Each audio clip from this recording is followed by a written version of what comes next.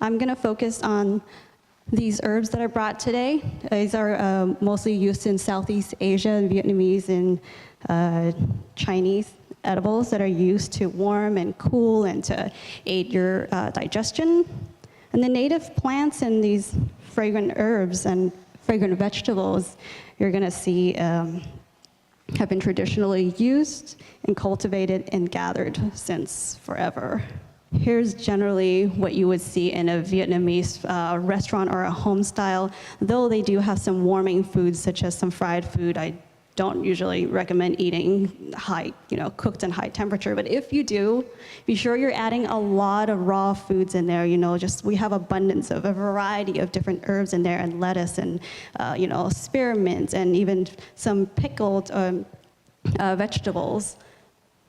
And it's just full of colors. Here is a dish that's used in Vietnamese. It's called la lo. It's a piper sarmentosum, which is this herb right here. It's part of the peppercorn family, and they use it in, when you grill it, it brings out the flavor that's very aromatic. It's a little licorice.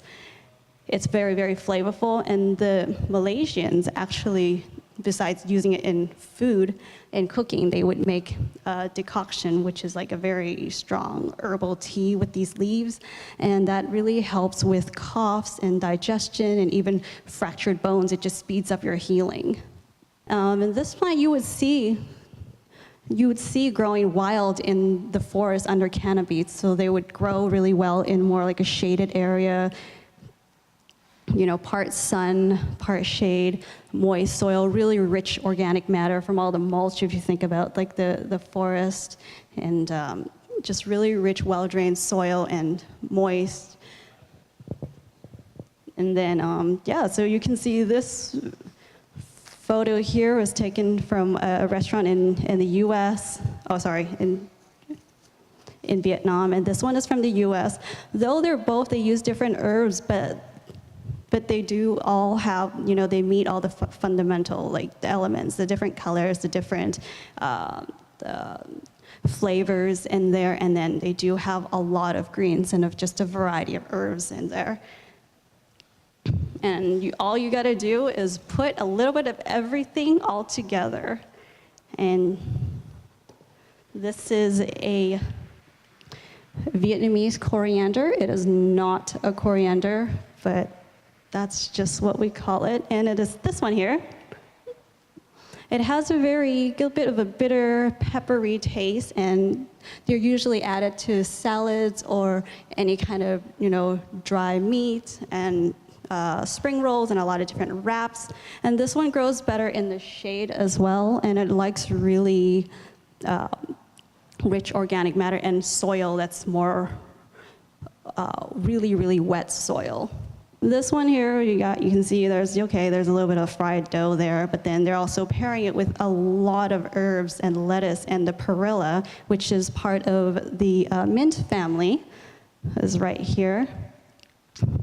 This one also produces a warming effect. It aids, digestion, and if you ever get seafood poisoning, God forbid, that will never happen, and you can have that, and actually helps when you do it with ginger and you make a tea out of it, and it would help with diarrhea or vomiting. This one really loves the sun. They grow really well in full sun. It can grow really quite tall and very bushy, and it likes moist soil, but it doesn't require constant wetness in there. And that one, we use it in different kinds of ways, from soups to salads to wraps to steaming, all of that. Here we have the go-to cola, which is also called Pennywort. It is extremely popular, very easy to get. It's like a street vendors would sell them in Southeast Asia. Mostly they would do a juicing with it. And this is a really rejuvenating herb. I just feel so refreshed whenever I drink it, especially on a summer day. And it's really good for your brain too, for memory. Some even have them in like a powder form. It's more dehydrated form of it. And besides eating it, drinking it, you can also, this is the herb right here. You can also pair it with, like a meat or some sort of side dish, but you always gotta have your raw greens in there. And this one grows, they kind of sends off a lot of runners, and it just creates this really beautiful ground cover. It grows well in the sun or the shade, but I find that in a drier, warmer climate, it's best to have it in part shade. Then you wouldn't have to water as much too. So yeah, these are actually really just so high in nutrients and minerals. This plant is called the grass jelly plant. This one grows like a vine, and it can grow for maybe 50 meters, or you can have one plant and it can just eventually make its way all the way around this entire room. This is one of my favorite drinks. It has so much, soluble fibers that all you have to do is to mash it and extract the juice out of it. And traditionally, they would do it by hand. You would just grab a bunch of leaves and put it in a bag and just keep massaging it in the water until you get all of that liquid out of the leaves. But I find that the easiest way to do it now is actually just throwing it in the Vitamix and just run it with a little bit of water to get it going. And you don't need to puree it, because that would kind of get all that the insoluble fiber, and it just gets bitter.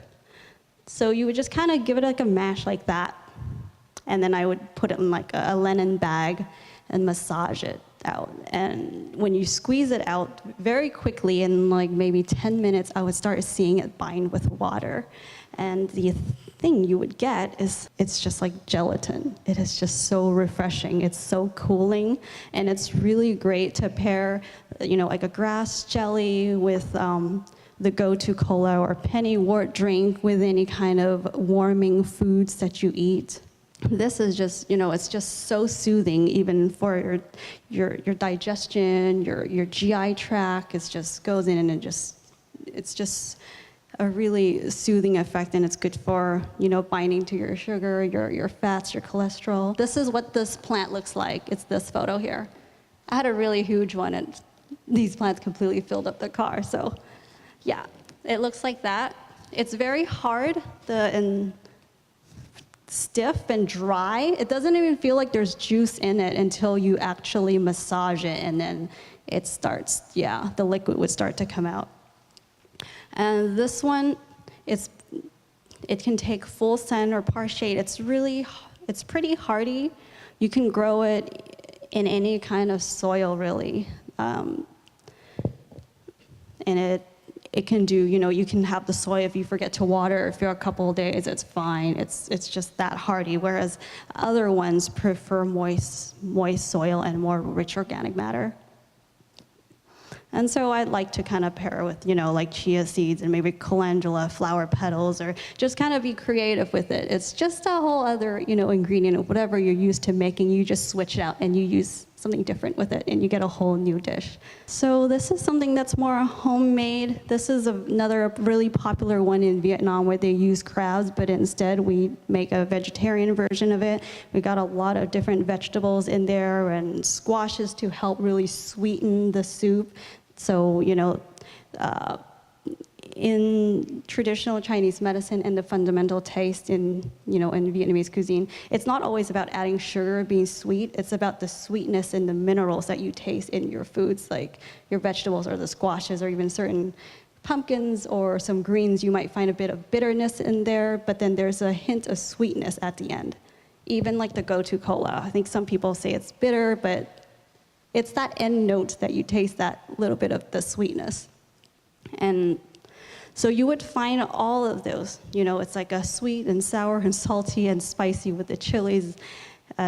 Just very, it's a very stimulating experience when you're eating these Vietnamese food. And always pairing with lots of vegetables, some sprouts that are extremely nutritious for you. These are bean sprouts. You sprout them from mung beans, and you got the fish herb.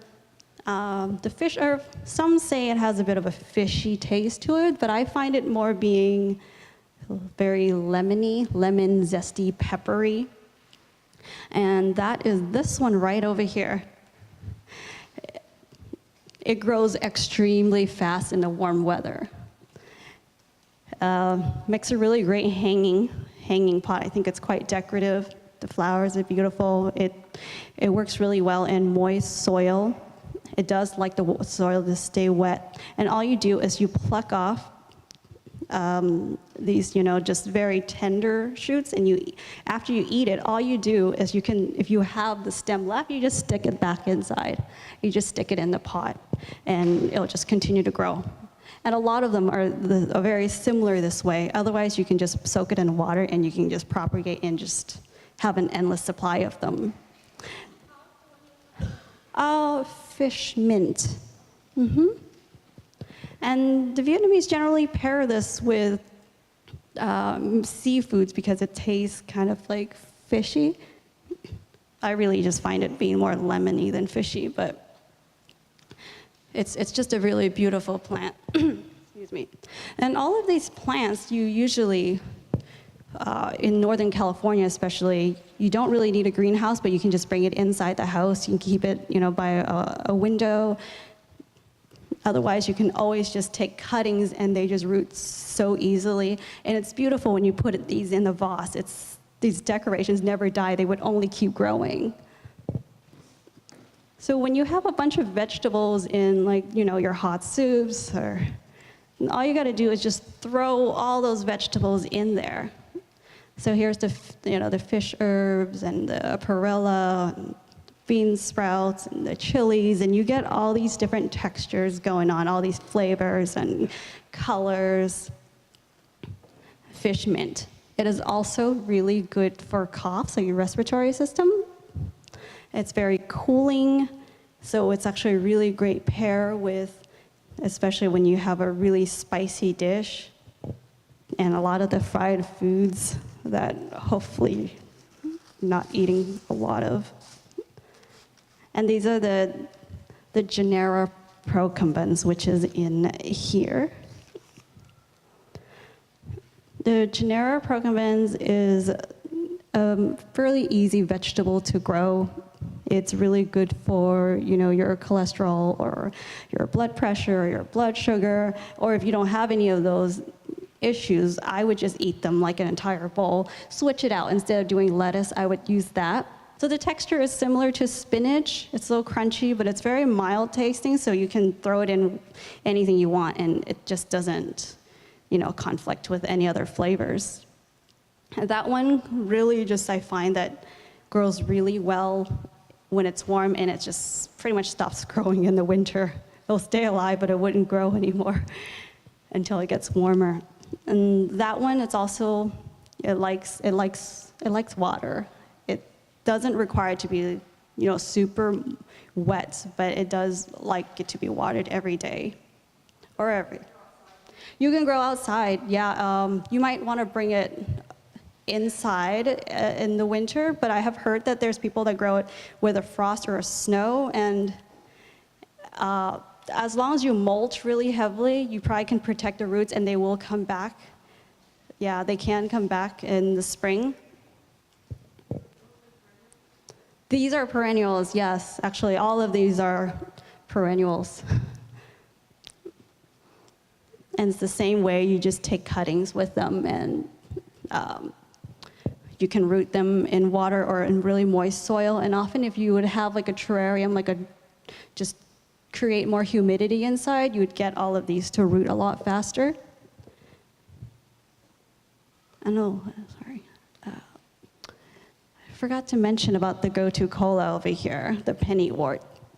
Things that are setting off runners like that, you can just pick up, one with the runners, and you can plant them, and that's how you would propagate. This one here is one of my favorite herbs. This is called a rice paddy herb. It's usually used in like a sour fish or seafood soup. This is a vegetarian spin-off of that soup. We have like taro, the stems of the taro in there. You have the okra and tomatoes, and actually we use apples to sweeten the broth instead, the soup instead of using, like sometimes they would add sugar in there, or what is that called, tamarind too. When you don't have that, apple works really great. And this herb in Vietnamese is called rau om, and om in Vietnamese means hug, like hugging. And you find these in rice fields when it's flooded. So they grow really well in aquatic settings. They really want a lot of water and mud, really soggy soil. And you would find them growing next to the rice, like just hugging the rice.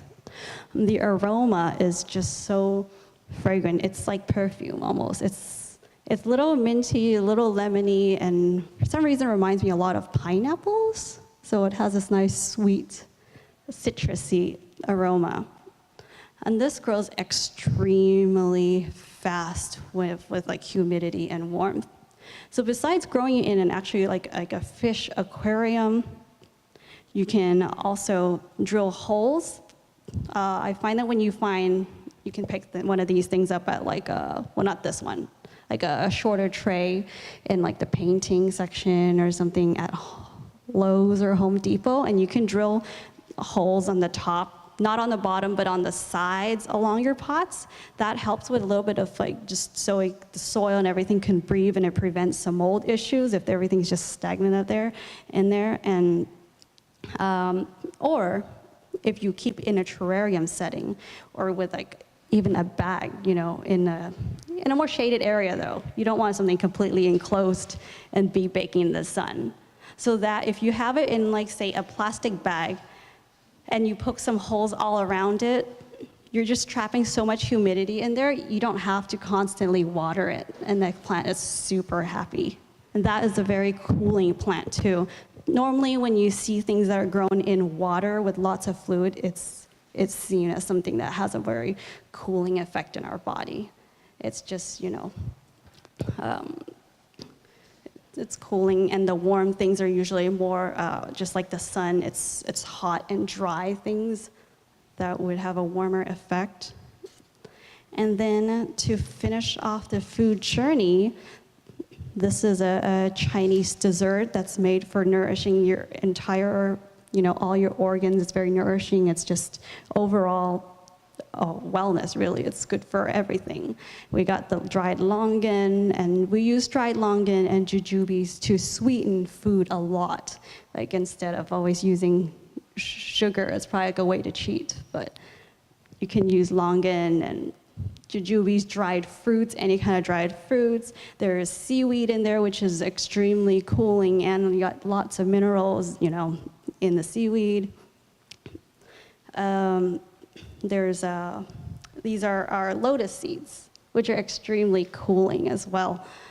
And the lotus seeds, there's so many different ways to use it, but this is overall a really nice way to finish off with your food at the end. This is another herb that's actually good for your brain function. It preserves your brain tissues, and has it, when you lose some of that as you age. So you're eating a lot of the raw foods, a lot of the antioxidants, and it helps to fight your free radicals and just keeping you younger longer. And this is usually paired. This is called a Bokova, Bacopa. And again, it's paired with some meat, which is warming. But you always got to have, some fresh herbs with it, this is a go-to cola. This is another way to eat it besides juicing it. And Bokova is this herb right over here.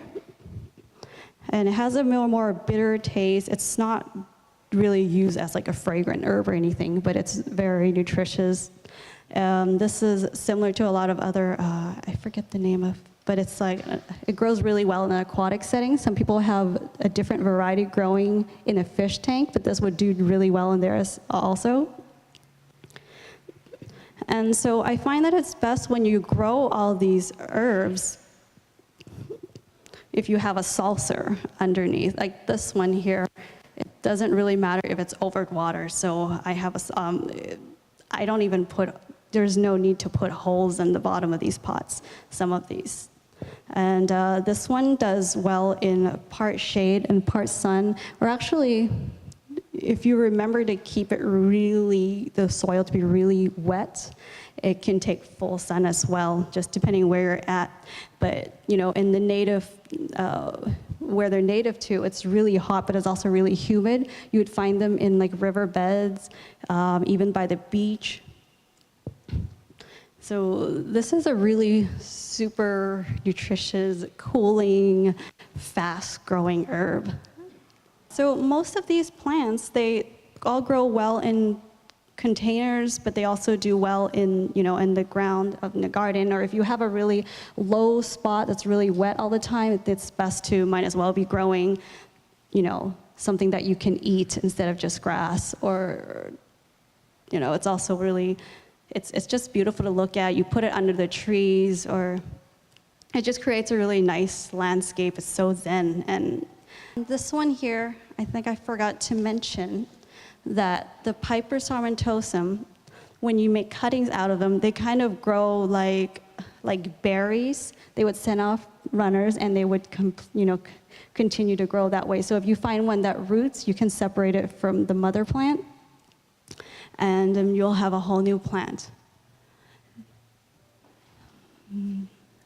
So yeah, if you guys could find these around your neighborhood or at a Vietnamese restaurant, you probably have to go to a more authentic one, but a lot of the times you may not find that many varieties. A lot of these are grown, you'd find in the backyards of Asian homes. So these are a lot of more family style. You see a lot more that they would just share with their family and friends over, generations, just taking these herbs. And a lot of these are still, wildly grown out there in the countryside in Asia and in the wetlands over there. And if you really have a hard time finding these herbs, there's no strict rules to it. Just remember to add any kind of herbs, anything you can find locally or from your friends or whatever you grow. But just remember, in order to keep your food, your meals balanced, you gotta have some raw foods, something green, lots of colors, and your probiotics from all your pickled vegetables. That is it. Thank you all so much. If you have any questions, just let me know. I got flyers that you can grab with my email, and if you want to smell the plants, feel free to do so. Thank you so much.